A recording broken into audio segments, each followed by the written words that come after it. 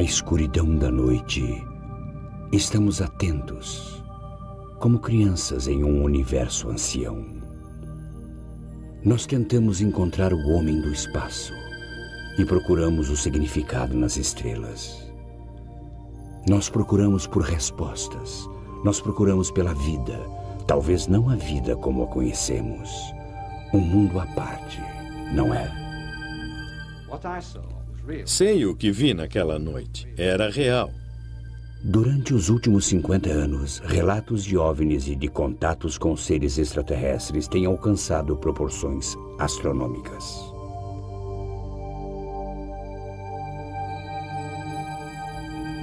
Esses relatos podem ser definidos como fraudes. Foi muito fácil reproduzir essas fotos. Um fenômeno natural? Aeronaves militares secretas estão sendo confundidas com OVNIs? Eu vi sobrevoando um objeto prateado no céu que não era identificado. Essas aparições existem apenas em nossas mentes? Ou a vida inteligente além de nós e os extraterrestres estão mais próximos do que imaginamos? Há tempos ficamos intrigados com a possibilidade de vida em outros planetas. E a nossa cultura popular tem estado repleta de imagens de OVNIs há décadas.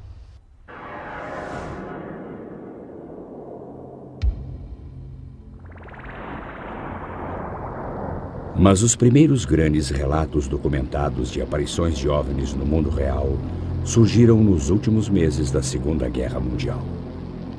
As aparições que tivemos aqui, acho que foram em 1944, em novembro ou dezembro, víamos essas esferas de luz que voavam nas asas de nosso avião. Aquela que eu vi era uma espécie de luz branca. As outras pessoas viram luzes vermelhas. Algumas viam luzes verdes. E algumas relataram que iriam tentar perseguir uma delas. Elas jamais conseguiriam pegar uma.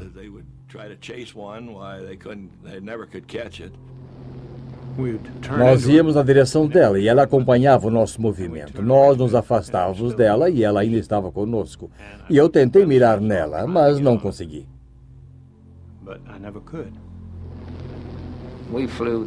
Voávamos no mosquito britânico, que era capaz de desenvolver 833 km por hora. Nós tentamos nos aproximar várias vezes, emparelhar com ela, e nunca conseguimos sequer chegar perto. Os pilotos chamaram esses objetos voadores não identificados de caças Fu, mas ainda não sabem se eles eram armas secretas alemãs, ilusões de ótica ou algo completamente diferente. Eu acho que as alternativas existem, seja imaginação, alucinação ou realmente algo extraterrestre, ou um objeto alemão controlado do solo. Mas em 50 anos eu não vi nada que tenha mudado a percepção de que eram objetos voadores não identificados.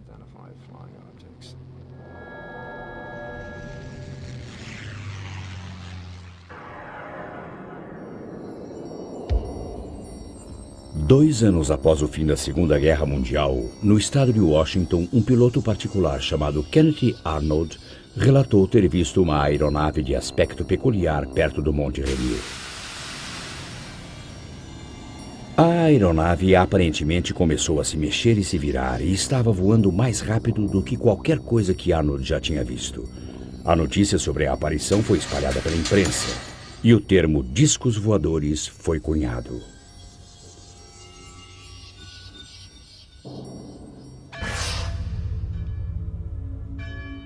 Apesar da vida na América no pós-guerra parecer bastante tranquila, os relatos de objetos voadores não identificados começaram a se multiplicar. Esses OVNIs eram aviões de reconhecimento soviéticos? Isso poderia explicar sua presença em torno das bases militares americanas?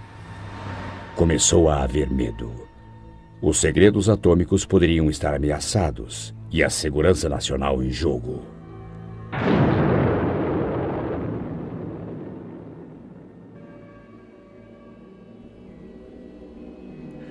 Dada a sua potencial importância, os relatos de OVNIs e os raros filmes de testemunhas não chegaram à polícia ou aos cientistas. Em vez disso, durante 22 anos, eles foram coletados como parte do Projeto Livro Azul para investigação pela Força Aérea. O chefe do projeto explicou o motivo. Antes de mais nada, tentamos determinar se o fenômeno dos OVNIs é uma ameaça à segurança dos Estados Unidos. E determinar se o fenômeno dos OVNIs inclui algum avanço tecnológico que poderia ser canalizado para pesquisa e desenvolvimento. Finalmente, em 1969, os arquivos foram fechados. A conclusão da Força Aérea? Nenhuma ameaça e poucos dados. Eles analisaram 3.201 aparições. Eles categorizaram cada uma delas. Fizeram uma avaliação de cada uma e o que descobriram foi que 21% dos casos examinados tinham de ser classificados como desconhecidos, completamente separados e distintos dos 10% que foram classificados como informação insuficiente. Descobriram que quanto melhor a qualidade da aparição, maior era a probabilidade de ser algo desconhecido. Ainda assim, o que o secretário da Força Aérea disse ao público? Ele disse: acreditamos que nenhum objeto, descrito como disco voador, já tenha voado sobre os Estados Unidos. Muitos ainda não estavam convencidos das descobertas oficiais do governo, e sua descrença pareceu encontrar apoio por algum tempo, em 1987. Foi então que o pesquisador britânico Tim Good pôs as mãos num documento informativo que foi interessado ao presidente eleito Dwight D. Eisenhower e datado de novembro de 1952. Os papéis pareciam revelar o resgate clandestino de extraterrestres após a queda de um objeto voador no Novo México em 1947, realizado pelo governo. Os encarregados do resgate foram chamados de os 12 Majestosos. Segundo esse documento, um fazendeiro local relatou ter encontrado um disco voador que tinha caído a 120 quilômetros a noroeste do aeroporto militar Roosevelt. Durante o resgate, 4 extraterrestres mortos supostamente foram encontrados. Seus restos teriam sido removidos e enviados para várias localidades diferentes para serem analisados. Não há dúvida de que a importância desses documentos foi monumental. Quero dizer, nada como isso já tinha aparecido. É dinamite pura. Prova que existem discos voadores, visitantes extraterrestres, a coisa toda. A implicação disso é: 1. A Terra está sendo visitada por naves extraterrestres. 2. O governo sabe que isso é verdade. Não só abstratamente, mas tem pedaços de uma nave e corpos de extraterrestres desde pelo menos 1947. Mas nem todos estavam certos disso. Cerca de 10 minutos depois de ver as conclusões baseadas na minha pesquisa de OVNIs até aquela época, eu sabia que essas coisas não eram reais. Entre os documentos que Tim Good recebeu estava um memorando do presidente Truman ao seu secretário de Defesa. Críticos afirmavam que sua assinatura era idêntica àquela que estava em outro documento, um problema para analistas de documentos. Qualquer pessoa familiarizada com análise forense de documentos sabe que uma pessoa nunca assina o seu nome 2 vezes da mesma maneira. E isso sugeriu que a assinatura do documento genuíno, que provava que não era um OVNI, tinha sido cortada por um falsificador e colada nesse falso documento presidencial para dar um ar de autenticidade.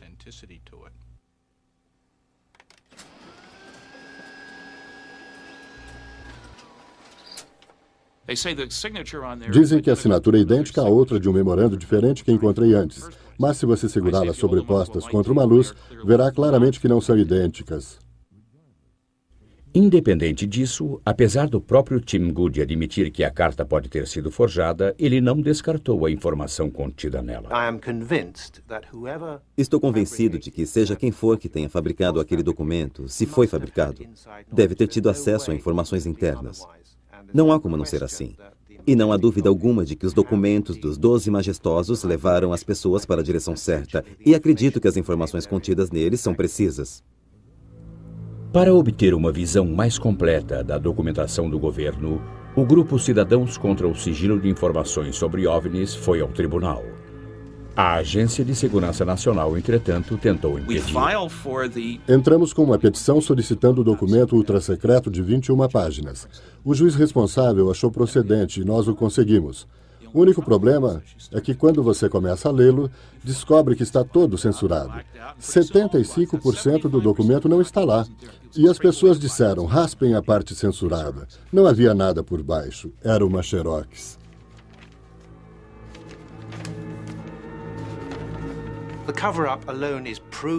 O acobertamento disso é provado pela liberação de documentos por agências como o FBI, que negaram qualquer envolvimento em pesquisas de OVNIs até que a Lei de Liberdade de Informações mostrasse que eles estavam mentindo. Eles liberaram 1.100 páginas de documentos. A CIA negou qualquer interesse pelo assunto. De repente, agora temos milhares de páginas sobre informações relativas a OVNIs, que datam até da década de 40. O que claramente indica que houve um acobertamento. Certamente, o Centro para Estudos de OVNIs, uma entidade privada, acha que existe validade para esse trabalho. Mais de 100 mil casos estão arquivados aqui. Em mais de 20 anos de trabalho nessa área, estou convencido de que há um fenômeno misterioso ocorrendo, que está sendo negligenciado pela ciência, não pelo público, mas pela ciência. E é em detrimento da ciência que ele está sendo negligenciado.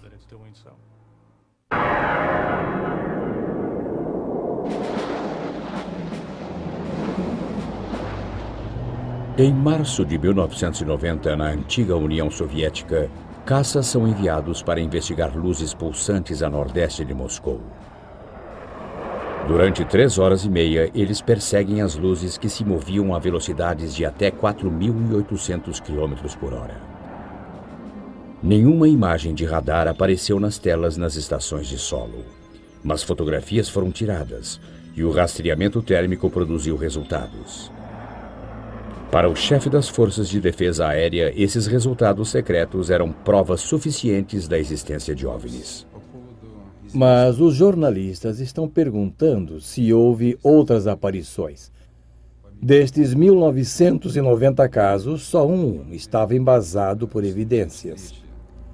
Este é o único caso em que há provas reais. Nem se considerou que a aparição poderia ser de um bombardeiro stealth. Nunca pensamos que fosse uma aeronave stealth americana. As características de radar não são as mesmas. O stealth se comporta como um avião em termos de velocidade e maniabilidade. Os OVNIs são muito diferentes.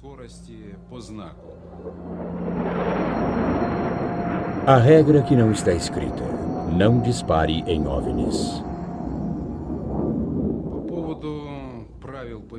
No que se refere às instruções oficiais, nós, da Defesa Aérea, temos certas regras que não estão escritas, que significam que não devemos disparar em OVNIs. A partir de 1977, um estudo oficial do Ministério Soviético de Defesa tem coletado centenas de relatos de OVNIs, alegadamente para adquirir tecnologia extraterrestre para uso militar.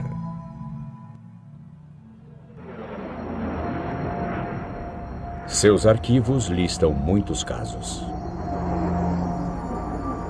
Em um caso, um piloto relatou ter visto uma luz se aproximando quando, de repente, sua aeronave começou a descer rapidamente. Apesar de ter aterrissado em segurança, houve danos na asa esquerda.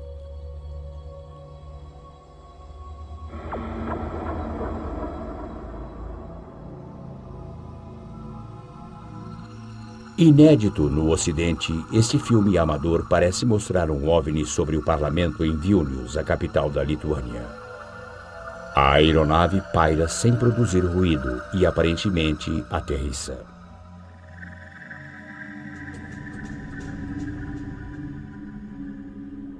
Ao amanhecer do dia seguinte, a milícia local gravou estas imagens em vídeo.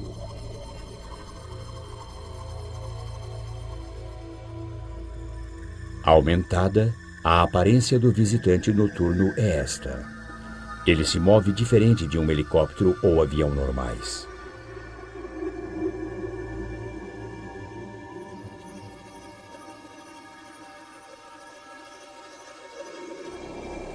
Em outro incidente soviético, centenas de pessoas acharam que viram um OVNI gigante sobre a cidade de Petrozavodsk, no noroeste da Rússia, em 1977.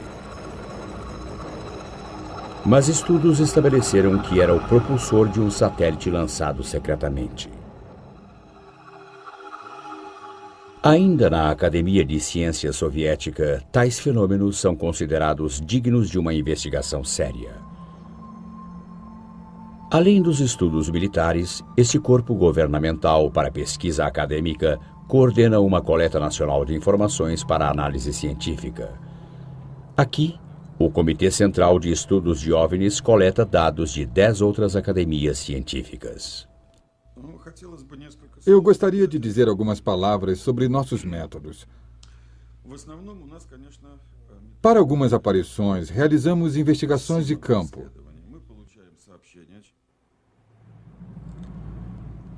Uma aparição aqui resultou em 12 anos de pesquisas.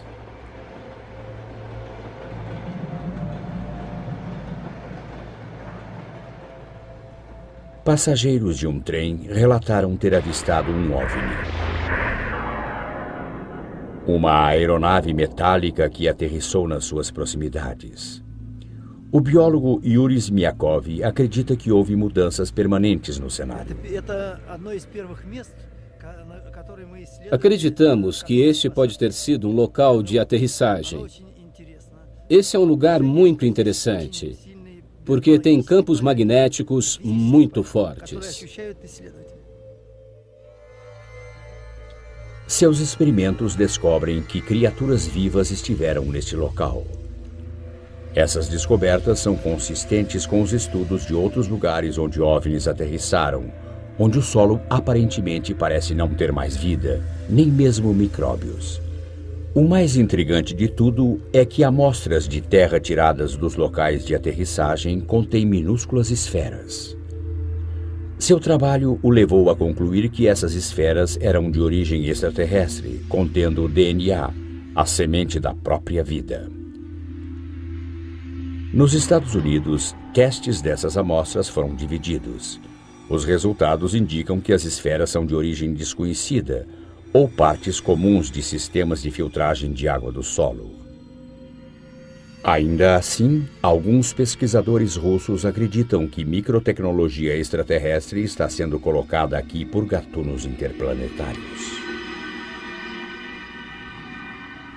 Dado o interesse mundial, os pesquisadores têm tentado classificar relatos de aparições de OVNIs e encontros com extraterrestres. Quando um objeto voador não identificado é visto, mas nada mais, ele é rotulado de contato imediato do primeiro grau.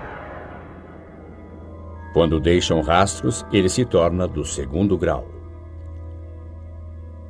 Depois, existem os contatos imediatos do terceiro grau, quando as pessoas relatam ter observado extraterrestres. Nos contatos imediatos do quarto grau, a testemunha realmente interage com os extraterrestres. Em novembro de 1980, em Todmorden, Inglaterra, Alan Godfrey, um experiente oficial de polícia, estava numa ronda noturna quando viu um objeto que não podia identificar. Eu estava fazendo minha ronda noturna, então decidi que iria a um determinado local naquela noite. Quando eu estava para voltar, eu vi na Fernley Road aquele objeto. Quando eu cheguei perto, ficou evidente que eu não estava olhando para uma coisa que normalmente encontraria ao amanhecer em Todmorden, sabe? Achei que poderia ser um balão de ar quente que tinha caído. Mas, obviamente, quando me aproximava mais, percebi que era um objeto metálico, feito pelo homem. Era uma coisa construída, não era uma alucinação, era real. Esse objeto tinha 6 metros de largura. Tinha 4,30 metros de altura. Tinha o formato de diamante. A metade inferior dele girava, a metade superior estava parada. Tinha uma série de janelas escuras, ou poderiam ser painéis. E se eu saísse do carro, pegasse um tijolo e atirasse nele, provavelmente descobriria se eram janelas ou não. As árvores que se alinhavam à beira da estrada estavam sacudindo violentamente, mas ainda assim, enquanto eu estava dando partida no carro, não senti nenhuma vibração. Não ouvi ruído algum, mas é claro que eu não ia sair do carro. Peguei a minha prancheta, coloquei-a no meu joelho e comecei a desenhá-lo. Mas quando estava desenhando o objeto, de repente eu estava do outro lado dele, dirigindo o carro da polícia, e o objeto tinha partido. Um período de tempo tinha passado. Após uma regressão hipnótica, o policial lembrou-se de mais detalhes. Existe uma escuridão completa e depois uma sensação de flutuação, como se eu ou outro veículo, seja o que for, estivesse flutuando. Depois acordei num quarto. Nesse quarto havia um humanoide muito alto.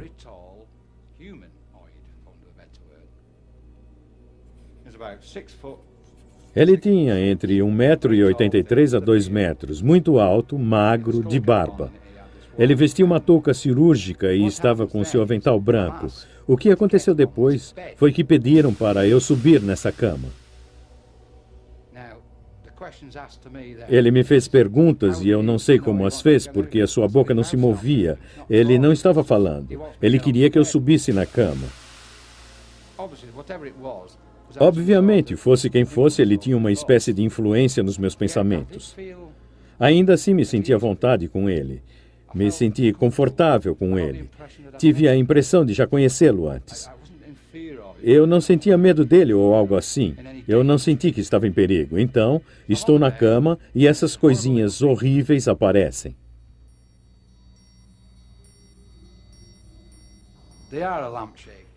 Eles tinham o formato de uma lâmpada. Seus olhos eram escuros, negros.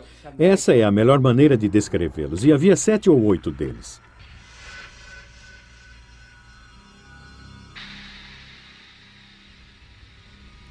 Policiais nas proximidades disseram que tinham visto uma luz no céu e Alan Godfrey insiste que seu encontro foi genuíno. Sei o que vi naquela noite. Era real. Era muito real. Em 1974, em Landrilho, país de Gales, os moradores sentiram grandes tremores. Os tremores não tiveram uma causa natural.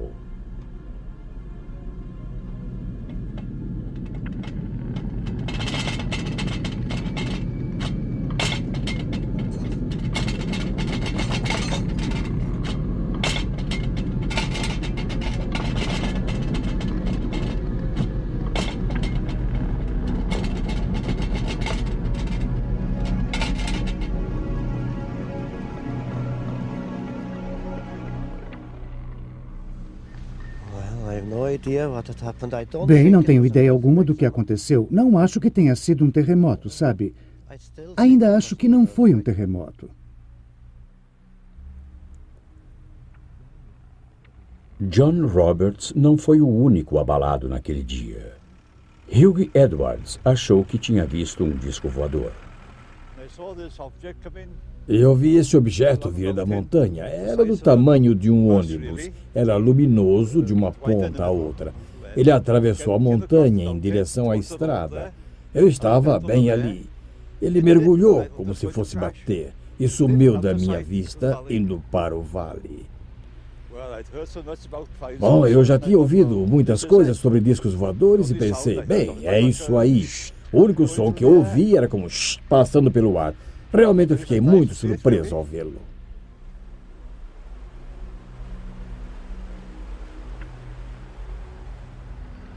A enfermeira do município achou que um avião tivesse caído.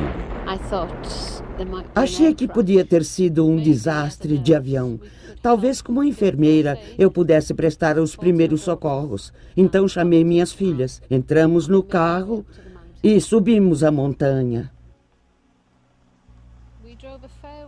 Dirigimos um longo caminho pela estrada da montanha e à nossa esquerda dava para ver uma enorme bola cor de laranja sobre a montanha brilhando. Paramos e começamos a olhar para o que achávamos ser um avião em chamas. Porque pensamos, pode haver corpos se foi um acidente de avião. E não estávamos felizes com essa perspectiva. Mas ficamos muito surpresas por ver aquela grande bola laranja parada ali. Não havia chamas e a sua forma era muito uniforme. O formato esférico daquilo nos fez perceber que não era um avião. Não havia chamas, mas esse grande objeto laranja que vimos estava pulsando.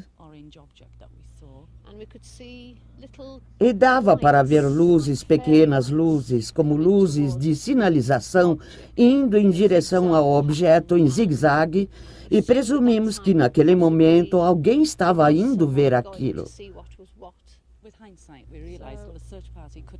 Mas depois percebemos que um grupo de busca não podia ter chegado lá, localizado e chegado lá no tempo em que levamos para ir da cidade até a montanha. Ninguém teria tempo de ter se organizado para chegar até o objeto que vimos. Como nenhum grupo de busca saiu naquela noite, nada foi descoberto no local. Mas o astrônomo Ron Madsen sugeriu que o que as pessoas viram foi um meteorito ou uma bola de fogo e que ele coincidiu com um terremoto numa falha próxima. Pensando que aquela explosão poderia muito bem ter sido provocada por um pedaço de rocha impactante, nossa primeira reação foi tentar calcular a energia envolvida. E pareceu-nos que seria uma coisa que corresponderia a uma explosão de cerca de 600 toneladas de dinamite.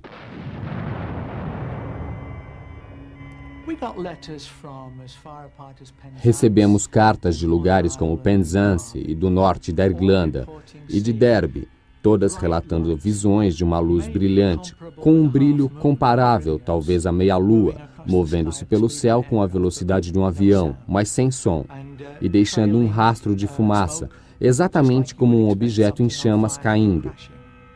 Nos dias seguintes, perceberíamos, é claro, que a cidade não está muito distante da falha bala, que está ativa e vem se movendo regularmente há milhares de anos. E naquela época, nós não sabíamos, mas naquela noite houve movimentação na falha. E isso é uma evidência incontestável. Foi uma coincidência. Havia bolas de fogo no céu, ao mesmo tempo em que houve um movimento ao longo da falha de bala.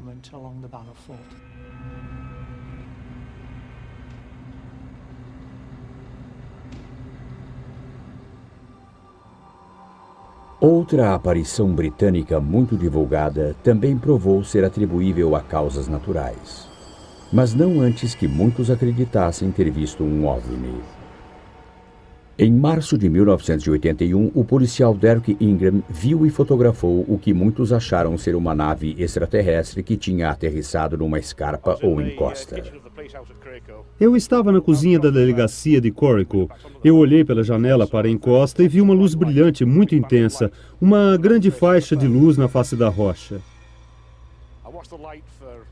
Observei a luz talvez por uns 10 minutos e achei que valia a pena tirar uma foto porque era algo incomum. Eu dirigi até o morro e andei pela encosta para tentar encontrar alguma coisa.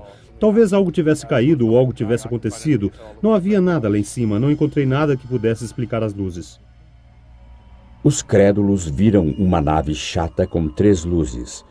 E como a imprensa estava presente, pesquisadores tentaram identificar os visitantes. Depois que as fotografias foram tiradas, os negativos entregues à Sociedade Ufológica de Yorkshire, que passou 2 anos investigando o caso, enviaram os negativos à Sociedade de Observação de Discos Voadores na América para um reconhecido analista alemão.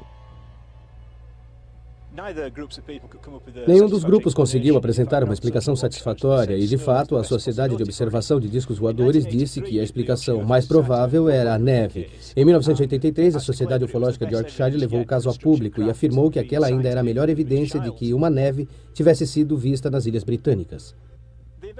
A investigação continuou e, em 1987, tínhamos quase desistido de descobrir o que tinha causado aquilo. E foi numa viagem de fim de semana a Dales, com minha esposa e meu filho, que decidi parar e mostrar a eles a encosta de Corico. E vejam só o que estava olhando para mim na face do morro, o OVNI de Corico. O que encontraram certamente foi uma surpresa. Estamos a cerca de 335 metros no penhasco de Yorkshire e este é o OVNI de Corico. Pode não parecer muita coisa de perto, mas dá para ver as 3 bolas de luz da fotografia. Elas são criadas aqui, e aqui, por uma ilusão complicada, uma mistura de líquen branco, líquen verde e arenito silicoso de Yorkshire, que contém cristais de quartzo e a água da chuva. Tudo isso, quando iluminado de determinado ângulo com a chuva ou umidade, dá a ilusão dessas 3 esferas de luz. Em alguns dias, podem ser muito brilhantes e noutros podem ser muito fracas.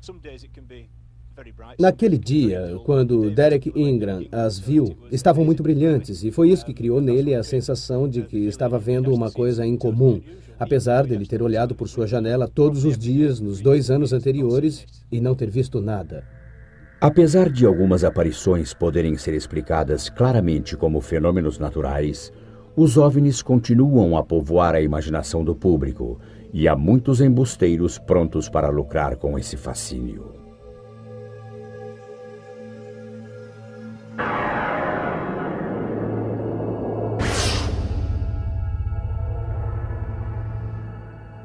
Em Gulf Breeze, Flórida, em novembro de 1987, o construtor Ed Walters afirma ter tirado fotos instantâneas de um OVNI 3 vezes maior do que uma casa. Para ele, foi apenas uma de muitas oportunidades fotográficas, quase abduções e observação de alienígenas. Apesar de ter vendido 2 livros sobre o assunto, Ed não permitiu que suas fotografias fossem incluídas neste programa.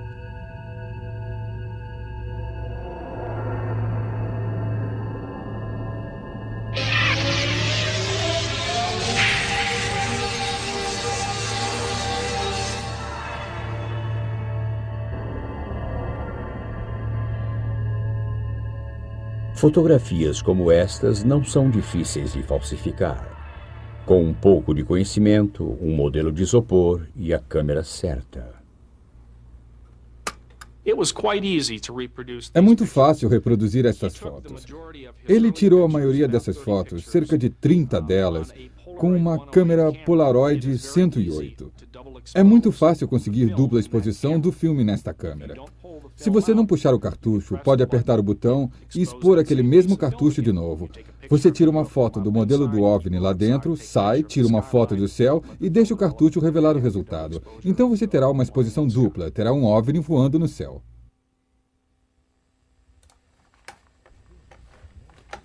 Ainda assim, Walters tem seus discípulos e o analista de fotografias Bruce Maccabee é um deles. Físico pesquisador do governo, Maccabee acredita em OVNIs e é o autor de muitos estudos científicos sobre eles.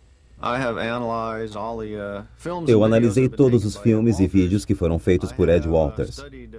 Eu acho que estudei a maioria dos vídeos que foram feitos por outras pessoas de lá. Ele está parado ali. No que diz respeito a fotos e vídeos de Ed, é minha opinião que são reais.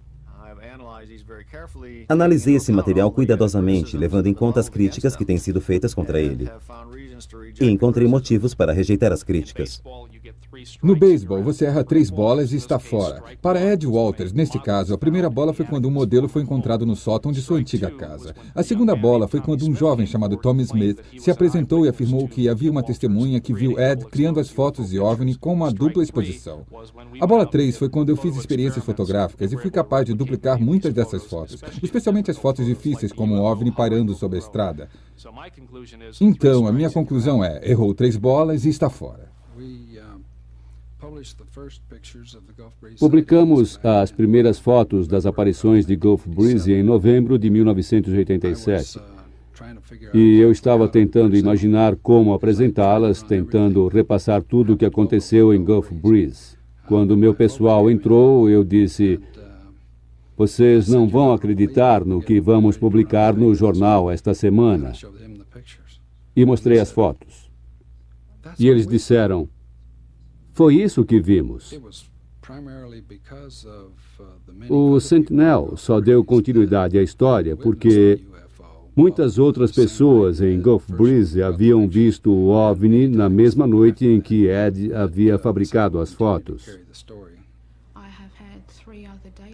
Já vi 3 outras aparições à luz do dia e mais de 100 aparições à noite no Parque Shoreline em Gulf Breeze. Eu testemunhei mais de 170 aparições. Eram luzes vermelhas, vermelhas e brancas, pairando sobre e em volta de Gulf Breeze, na Flórida. Já vi uma cúpula prateada não identificada no céu.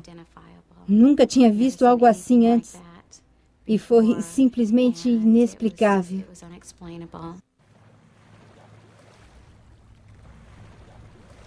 Mas do outro lado da baía de Gulf Breeze está a base aérea naval de Pensacola.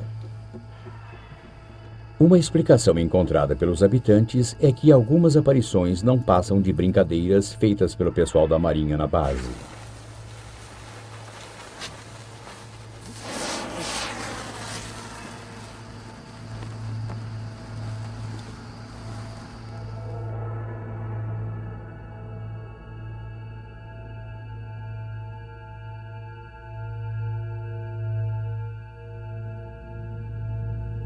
Outra possibilidade é que as aeronaves militares estejam sendo confundidas com OVNIs.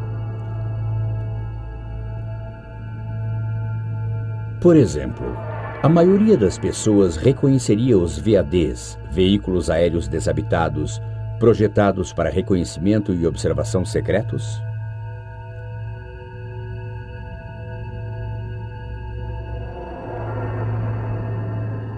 Ainda assim, apesar do fato de que certas aparições podem ser embustes ou então explicadas por fenômenos naturais ou causados pelo homem, continuamos à procura. Nosso fascínio só cresce enquanto os cientistas descobrem evidências de vida em outros planetas. Ele só cresce enquanto se torna cada vez mais razoável acreditar que não estamos sozinhos no universo. Se os sinais de vida em Marte provarem ser verdadeiros, a vida extraterrestre em geral pode ser ainda mais disseminada. Astrônomos calculam a quantidade de civilizações que podemos esperar detectar no espaço. Eles utilizam a equação de Drake, do professor Frank Drake. O primeiro fator é o índice de formação de estrelas na nossa galáxia. Quanto mais estrelas você produz, mais moradas potenciais de vida irão existir. Uma fração dessas estrelas irá ter planetas. Esse é o segundo fator, a fração que terá planetas. Depois temos que levar em conta a quantidade de planetas em cada sistema que são potenciais moradas de vida. O próximo fator é a fração de sistemas de coisas vivas que dão origem à inteligência. O fator seguinte é a fração de sistemas de criaturas inteligentes que desenvolvem alta tecnologia, uma tecnologia detectável. Mas quanto tempo duram? Por quanto tempo são detectáveis? Talvez sejam destruídos por acidentes cósmicos, talvez de maneira ruim, através de uma guerra nuclear. Achamos que provavelmente se tornam indetectáveis porque sua tecnologia ficou tão sofisticada que não há desperdício de energia. Eles não liberam energia para o espaço e, portanto, não há sinal deles para ser detectado. E então dizemos, bem, deve haver alguma longevidade. L, a extensão de tempo durante a qual uma civilização é visível.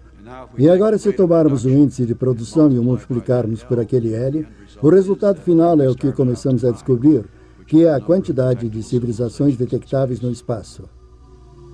E a quantidade está aumentando. 7 novos planetas foram descobertos no último ano. Um desses planetas é quase tão grande quanto Júpiter, do tamanho da 4ª estrela mais próxima do Sol. Um planeta orbitando a estrela 51 na constelação do Pégaso. A última estimativa da quantidade de galáxias agora é 50 bilhões. A quantidade estimada de civilizações detectáveis é de 100 milhões de milhões. Alguma dessas civilizações em potencial está tentando se comunicar conosco? 7. A busca por inteligência extraterrestre está na escuta. Realizei a primeira busca moderna de rádio em 1960. Em todo o mundo, grandes radiotelescópios estavam sendo construídos porque a beleza e a potência da radioastronomia tinha acabado de ser reconhecida. E também naquela época, receptores de rádio muito mais sensíveis foram inventados. A combinação desses novos telescópios e desses novos receptores de rádio nos deram uma sensibilidade muito maior do que tínhamos antes, e foi uma inovação. Em termos de habilidade, tínhamos cruzado uma fronteira muito importante. Então, fazia sentido pesquisar. Não precisávamos de qualquer coisa especial nas atividades dos extraterrestres. Se eles fossem como nós, poderíamos detectá-los. Realizar uma busca SET da superfície da Terra é algo muito desafiador e muito difícil. E o motivo é que detectamos sinais inteligentes o tempo todo, só que eles são todos nossos. Todos criados por nós, e alguns com uma vida incrivelmente longa. Sinal de chamada GBTT, Golf Bravo Tango Tango.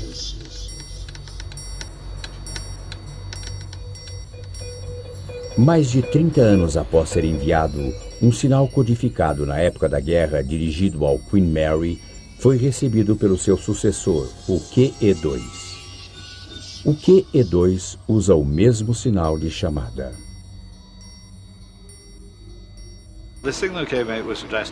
O sinal veio e estava endereçado para Golf Bravo Tango Tango, que é o sinal de chamado do QE2, mas eram as letras sinalizadas do Queen Mary. E o oficial de rádio que recebeu o sinal reconheceu o Golf Bravo Tango Tango e pensou que era para esse navio. Mas, na verdade, quando o recebeu, ele percebeu que era um sinal da época da guerra, que obviamente ficou ricocheteando pelo espaço por 30 anos. Enviado ao Queen Mary na década de 40, o sinal chegou em 1978. Ele estava ricocheteando pelo espaço, como o Capitão Arnold sugeriu, ou de algum modo foi interceptado e enviado por alguém ou alguma coisa que ainda não identificamos.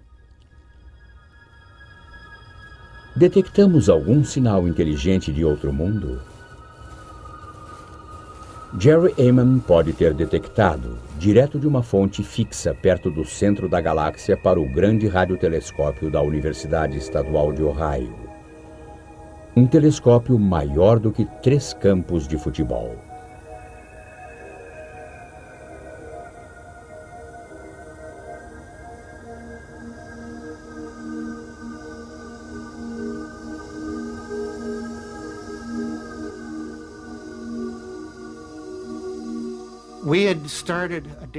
Tínhamos iniciado uma análise de dados em 15 de agosto de 1977, que durou cerca de 3 dias. Enquanto eu estava olhando os dados impressos, estava gravando e marcando todos os sinais fortes, fora do comum. E me deparei com um que era muito mais forte do que qualquer um que já tinha visto. E fiquei tão surpreso com isso que escrevi a palavra "uau" como um ponto de exclamação na margem, sem mesmo pensar.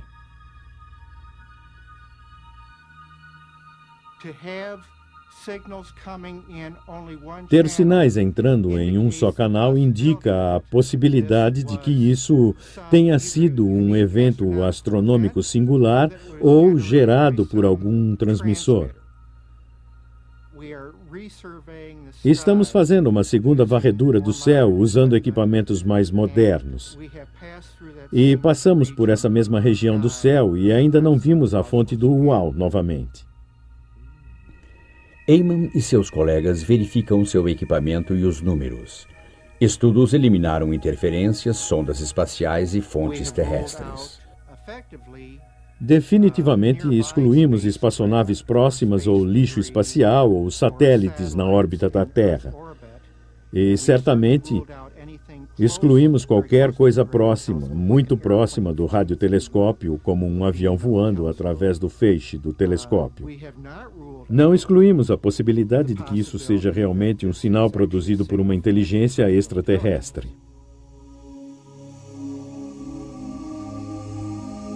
A transmissão de um sinal é uma coisa, mas existem maneiras de se viajar essas vastas distâncias do espaço.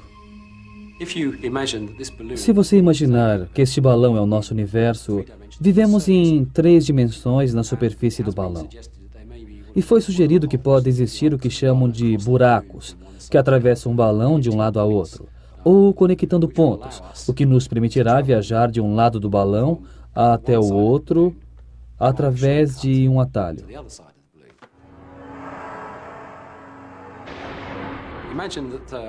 Imagine que esta folha de papel seja o nosso universo e que estamos no ponto A e queremos ir para o ponto B. Normalmente viajaríamos de A para B através do universo. Mas seria legal, claro, se pudéssemos encontrar um meio de envergar o universo em outra dimensão, trazer esses dois pontos juntos e depois dar um passo para o outro lado. E isso é uma espécie de dobra espacial. Dobraríamos o espaço para trazer esses pontos para perto um do outro. Até agora, a resposta continua teórica. Por ora, estamos limitados a enviar aeronaves num espaço próximo, para colher informações, capturar imagens e medir condições. Outros também podem estar fazendo isso? Com essa pergunta, voltamos ao nosso fascínio por algo maior, algo diferente. Voltamos ao nosso fascínio enquanto continuamos a olhar para o céu, olhando, ouvindo e esperando.